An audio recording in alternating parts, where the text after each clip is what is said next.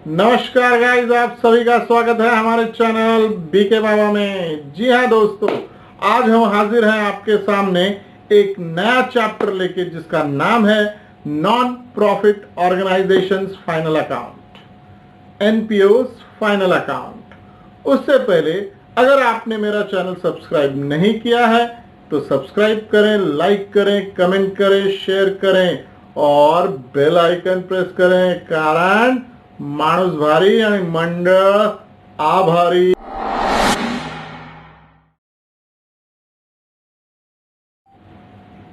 So guys, जिस तरह से आपने इस चैप्टर का नाम सुना नॉन प्रॉफिट ऑर्गेनाइजेशन, इसकी मीनिंग भी वही है। इस ऑर्गेनाइजेशन में हम कोई भी प्रॉफिट ओरिएंटेड एक्टिविटी नहीं करेंगे। सर, प्रॉफिट ओरिएंटेड एक्टिविटी मतलब हम ना इसमें गुड्स प्रोड्यूस करेंगे, ना डिस्ट्रीब्यूट करेंगे, ना सेल करेंगे। तो सर फिर इसमें किस तरह की एक्टिविटी इन्वॉल्व होती है? जी हाँ दोस्तों, यहां पर हम मोस्ट प्रॉब्ली सर्विसेज प्रोवाइड करते हैं। तो सर्विसेज में हम प्रॉफिट ओरिएंटेड कोई भी एक्टिविटी नहीं करते हैं, जैसे कि clubs, libraries, trust, schools, hospitals organized by government. इस तरह की जो सर्विसेज हम लोगों को प्रोवाइड करते हैं, इसे हम नॉन प्रॉफिट ऑर्गेनाइजेशन की एक्टिविटी कहते हैं। तो आइए समझने की कोशिश करते हैं कि इस तरह के ऑर्गेनाइजेशन का फाइनल अकाउंट किस तरह से बनाया जाता है। दोस्तों, जैसा कि मैंने आपको कहा कि यहाँ पे प्रॉफिट ओरिएंटेड कोई भी एक्टिविटी नहीं होती, इसका मतलब है कि यहाँ पे ना ट्रेडिंग अकाउंट बनेगा, ना प्रॉफिट एंड लॉस अकाउंट बनेगा। जी हाँ दोस्तों, यहाँ पर बनेगा तो सिर्फ income and expenditure account. Sir, what is income and expenditure account? जहां पर हम केवल इनकम और एक्सपेंस को रिकॉर्ड करते हैं, उसे कहते हैं इनकम एंड एक्सपेंडिचर अकाउंट। और सेकेंड पार्ट में ऑब्वियसली बैलेंस शीट, जहां पर हम इस ऑर्गेनाइजेशन की लायबिलिटी और असेट्स को पेश करते हैं। दोस्तों, दो it is a final account, इसको सॉल्व करने का तरीका थोड़ा अलग होता है। सर, अब इस तरीके के बारे में जानने की कोशिश करते हैं। सो गाइस, यहां पर हमें दो तरह के प्रॉब्लम पूछे जा सकते हैं। एक प्रॉब्लम वो जिसमें हमें पुरानी बैलेंस शीट दी गई होगी, दूसरा प्रॉब्लम वो जिसमें हमें पुरानी बैलेंस शीट नहीं दी गई होगी।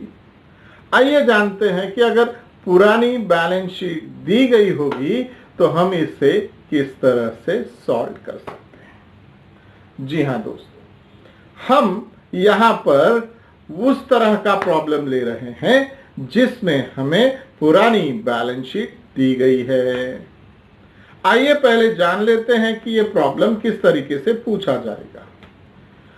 दोस्तों, यहां पे आपको एक रिसिट एंड पेमेंट अकाउंट बना के दे दिया जाएगा, पुरानी बैलेंस शीट दे दी जाएगी और कुछ एडजस्टमेंट दे दिए जाएंगे। अब आप पूछना चाहेंगे, sir what is receipt and payment account? My dear student, it is nothing but cash account. जी हाँ दोस्तों, यह कैश अकाउंट होता है, क्योंकि इसके डेबिट साइड में रिसिट, क्रेडिट साइड में पेमेंट। आया डेबिट, गया क्रेडिट। परफेक्ट। तो receipt and payment account is like क्या, ये कैश अकाउंट ही होता है। यहां पर कैश का आना और कैश का जाना सारा का सारा रिकॉर्ड किया जाता है। दैट मीन्स क्रेडिट ट्रांजैक्शन यहां पर रिकॉर्ड नहीं किए जाते हैं। सारे के सारे कैश ट्रांजैक्शन इस अकाउंट में रिकॉर्ड किए जाते हैं। Got it? Very good. अब हमें ओल्ड बैलेंस शीट दी गई हुई है और एडजस्टमेंट दिए गए हैं। हमें करना क्या है, सबसे पहले ये जानते हैं।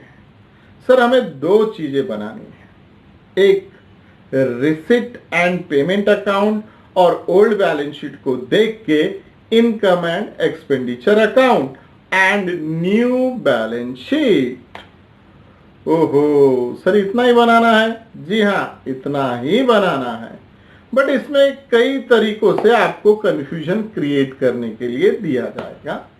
इस कंफ्यूजन को हम वन बाय वन हमारे वीडियोस में बताते रहेंगे और सॉल्व करते रहेंगे। जी हाँ दोस्तों, आगे बढ़ते हैं। अब हमें जो इनकम एंड एक्सपेंडिचर अकाउंट बनाना है और न्यू बैलेंस शीट बनानी है, उन सारी चीजों के अकाउंट्स कहां से आएंगे इसके बारे में देख लेते हैं। सर हमें रिसिट एंड पेमेंट अकाउंट दिया गया है। अब दोस्तों इस रिसिट एंड पेमेंट अकाउंट को जरा बारीकी से समझने की कोशिश करते हैं।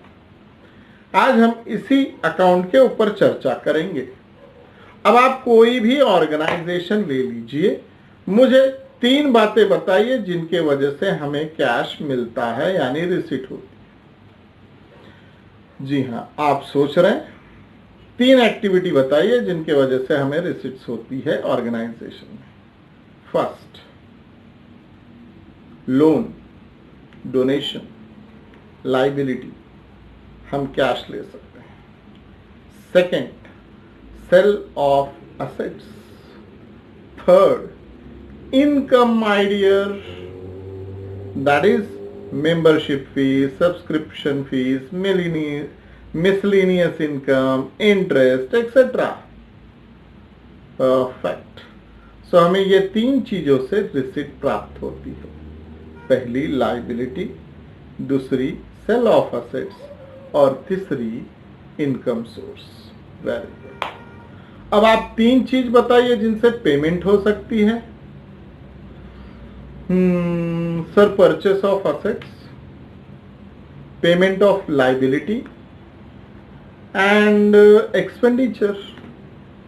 वेरी गुड बच्चा लोग, आपने 50% अपने प्रॉब्लम को सॉल्व कर दिया। अब रिसिट में जो इनकम है वो इनकम अकाउंट में ट्रांसफर कर दीजिए, जो लाइबिलिटी है उसे लाइबिलिटी अकाउंट में ट्रांसफर कर दीजिए, और जो सेल ऑफ असेट्स है उसे असेट से माइनस कर दीजिए। बहुत बढ़िया। उसी तरह से पेमेंट में जो एक्सपेंस है वो एक्सपेंडिचर में लिख दीजिए, जो असेट्स परचेस है वो असेट्स में ऐड कर दीजिए, जो लाइबिलिटी पेड है उसे लाइबिलिटी से माइनस कर दीजिए। दोस्तों आपने रिसिट एंड पेमेंट के सारे अकाउंट को ट्रांसफर कर लिया, बट इसमें कुछ बातें और भी बच गई, जैसे कि इसका ओपनिंग बैलेंस। दोस्तों मैंने आपको शुरुआत में ही बता दिया था कि receipt and payment account is a cash account, तो इसका ओपनिंग बैलेंस जो होगा वो ओपनिंग बैलेंस शीट के असेट साइड से ट्रांसफर कर दिया गया होगा, तो इसके ओपनिंग बैलेंस को इग्नोर कर देना चाहिए। सर इसका क्लोजिंग बैलेंस आएगा। जी हाँ दोस्तों, ये जो क्लोजिंग बैलेंस होगा ये आपका न्यू बैलेंस शीट के असेट साइड में ट्रांसफर कर दिया जाएगा, क्योंकि ये असेट है। क्लियर? कैश है, कैश यानी असेट। Very good. अब इस बारे में आपने एक चीज ध्यान में नहीं लाई होगी जो आपको ड्यूरिंग द एग्जाम कंफ्यूज कर सकती है। सर क्या? बेटा आपने रिसिट साइड का कौन सा साइड देखा, वेदर इट इज डेबिट और credit? Sir receipt side is a debit side. आपने रिसिट साइड को डेबिट साइड कहा, लेकिन इसके सारे अकाउंट्स आपने ट्रांसफर किए क्रेडिट में। याद करिए 3 चीजों की वजह से रिसिट हुई थी, income, liability and sale of asset. Income यानी क्रेडिट साइड, लाइबिलिटी यानी क्रेडिट साइड, और असेट से माइनस करना भी एक क्रेडिट है। तो सर ये तो हमने गलत कर दिया।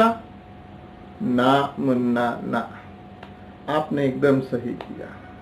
हम आपको बताते हैं यहाँ पे जो आपका रिसिट एंड पेमेंट अकाउंट बनाया गया है वो एक सिंगल इफेक्ट के थ्रू है।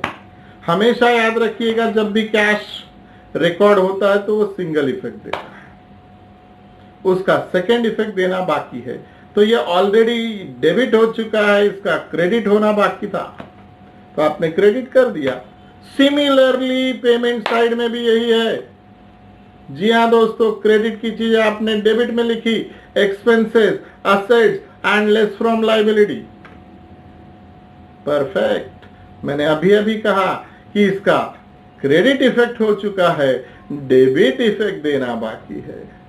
तो दोस्तों, इस तरह से हम रिसीट एंड पेमेंट के सारे अकाउंट को ट्रांसफर कर लेंगे इनकम, एक्सपेंडिचर, लायबिलिटी और असेट्स में। नेक्स्ट वीडियो में मैं आपको ओल्ड बैलेंस शीट के अकाउंट्स को किस तरह से ट्रांसफर किया जाता है और हमारा न्यू बैलेंस शीट कैसे टैली किया जाएगा ये मैं बताऊंगा, तो देखना ना भूलिएगा। बट मेरे चैनल को सब्सक्राइब करें, लाइक करें, कमेंट करें, शेयर करें और बेल आइकन प्रेस करना ना भूलें, क्योंकि माणूस भारी आणि मंडळ आभारी। बीके बाबा का सलाम।